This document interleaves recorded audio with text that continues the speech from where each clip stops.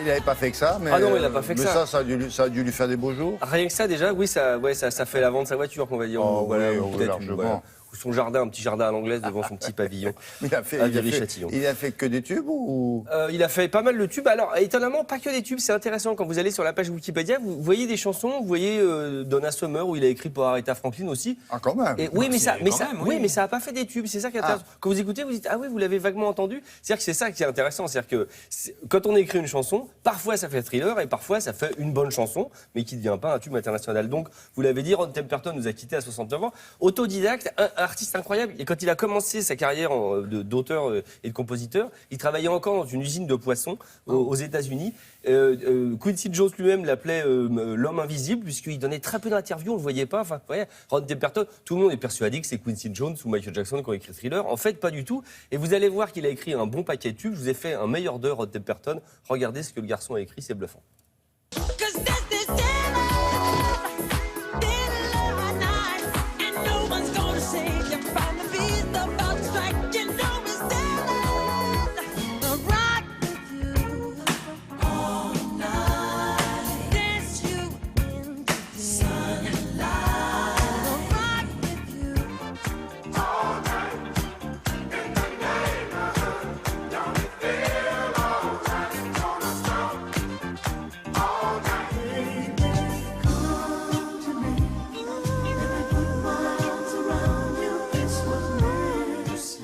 C'est vrai qu'on ne connaît pas son visage, on l'a très peu vu. Bah non, on l'a très peu vu. Et on en parlait juste pendant les petits extraits. Voilà, ça c'est le visage de Ron Temperton maintenant. C'est Quincy Jones qui a été le chercher en 79. Il était dans un groupe qui s'appelait Heatwave. Heatwave, ça vous dit rien comme ça, vous allez voir leur tube, juste après, il est assez connu. Enfin, en tout cas, on l'a dans l'oreille. C'est Boogie Night, leur tube, je cherchais. Voilà, Boogie Night. Et donc voilà, là on le voit sur la photo. Celui qui est complètement à droite, à gauche. Enfin voilà. En haut à gauche. En haut à gauche, voilà. Celui qui est à côté du garçon qui a la coupe afro, c'est Monsieur Ron Temperton. Et voilà, ils avaient tous une tête d'enfer quand même. Et en même temps, il y avait eu un rabais sur les t-shirts, j'ai l'impression, parce qu'ils ont que des vestes. Lui, il a oublié de mettre. Oui. Et lui, il me dit quelque chose, lui. Je pourrais pas vous dire comme ça. Ce visage vous dit rien, c'est un peu Prince, jeune. C'est un mélange de Prince et Lenny Kravitz. Oui, c'est vrai. Oui. C'est Princey les deux. Kravitz, voilà, on peut dire n'importe quoi. Tout le monde, c'est pas enregistré, ça passe pas là, tout ce qu'on dit. Non, bon, là, c'est bon. Voilà, et période Heatwave, ça c'est le groupe Heatwave. Vous savez comment il est rentré dans ce groupe? J'adore cette histoire. Il y avait une annonce, genre, on cherche un clavier sympa et tout. Il a répondu, moi je veux bien. Pouf, il a été engagé.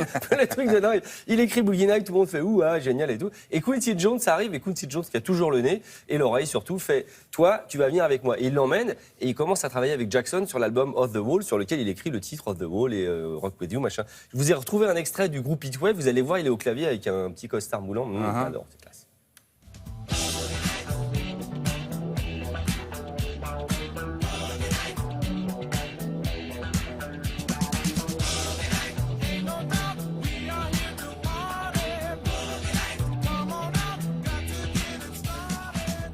Alors, ça, en 77, tout le monde dansait. Hein. On faisait les jeux. Ça. On peut retrouver le type qui a fait les costards. Ah, le mec qui a fait les costumes. Il vit en exil ou c'est il Donald Caldwell ou je sais pas, ou l'autre, ouais. je sais pas, lequel faisait les costumes, lequel faisait les. Je sais pas. Roger Hart. Roger Hart, peut-être, c'est un des deux. Donc, regardez la photo, voilà, regardez. Voilà, la photo des copains avec Spielberg, Quincy Jones et Michael Jackson. Alors, dans tous les tubes qu'il a écrits, il a écrit le méga tube de George Benson, parce qu'on l'associe à George Benson, c'est Gimme the Night. Vous voyez, Gimme the Night. Voilà. Le titre de George Benson, c'est Ron Temperton qui l'a écrit. Et moi, je vous ai retrouvé un truc extrêmement rare, c'est la démo, c'est-à-dire le truc qu'a enregistré Ron Temperton chez lui en chantant. Donc, je vous ai mis la démo qu'il avait envoyée. C'était destiné simplement, c'est un petit amuse-gueule pour le chanteur. Exactement. Il a envoyé à George Benson en disant voilà, j'ai écrit ça, qu'est-ce que t'en penses? Je vous ai mis l'un à côté de l'autre la version de la démo de Ron Temperton et la version qu'on connaît. Vous allez voir, c'est quasiment la même chose. Il y avait déjà tout dans le titre. Regardez.